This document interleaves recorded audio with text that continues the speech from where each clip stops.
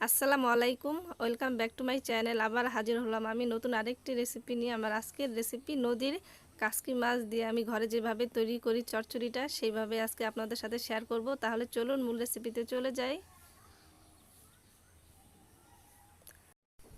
এখানে 1 কাপের মতো আলু কুচি নিলাম এবং পেঁয়াজ কুচি, কাঁচামরিচ কুচি পরিমাণ মতো। পেঁয়াজটা প্রায় হাফ কাপের মতো হবে এবং কাঁচা ঝালটা একটু পরিমাণের বেশি করে নিলাম। হলুদ বাটা এবং মরিচ বাটা এটা আমি পরিমাণ মতো দিলাম।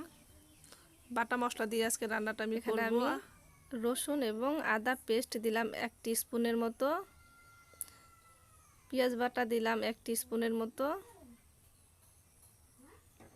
এবং জিরা পেস্ট দিলাম হাফ টিস্পুনের মতো। আজকে আমি কোনো চামচ দিয়ে মেপে করব না, কারণ আমার হাতটা কাজে লাগাতে হবে। আমি হাত দিয়ে মুছে নিব, তাই স্বাদ মতো লবণ দিয়ে দিব।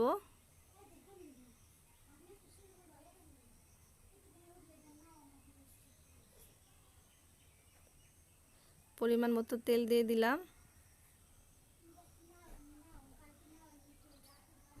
এখন খুব সুন্দর করে ভালোভাবে আমি এটা মুছে নিব।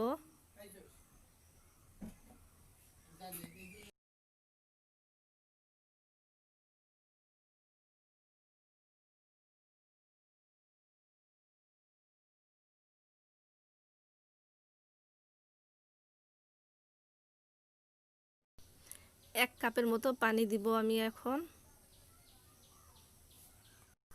আমি প্রায় 6-7 মিনিটের মতো মুছে নিলাম। এখন পরিমাণ মতো পানি দিয়ে আমি রান্নাটা শুরু করব। জালটা অবশ্যই মিডিয়াম আঁচে দিয়ে রান্না করতে হবে।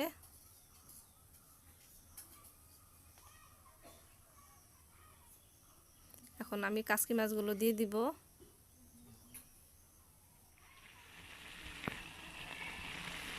একটা টমেটো কুচি দিয়ে দিলাম উপর দিয়ে।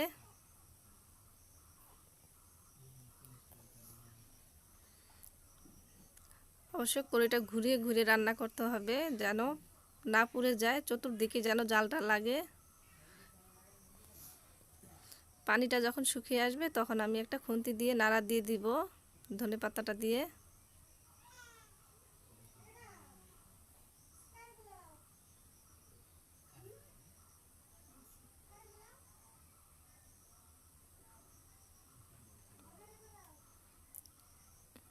এখন নাড়া দিয়ে দিলাম।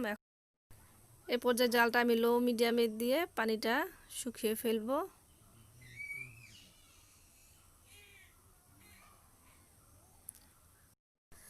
রান্না হয়ে গেল আমার কাসকি মাছ।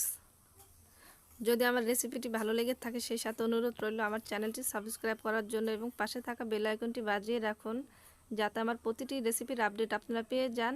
আজ এই পর্যন্তই, আবার নতুন কোনো রেসিপি নিয়ে হাজির হব। আল্লাহ হাফেজ।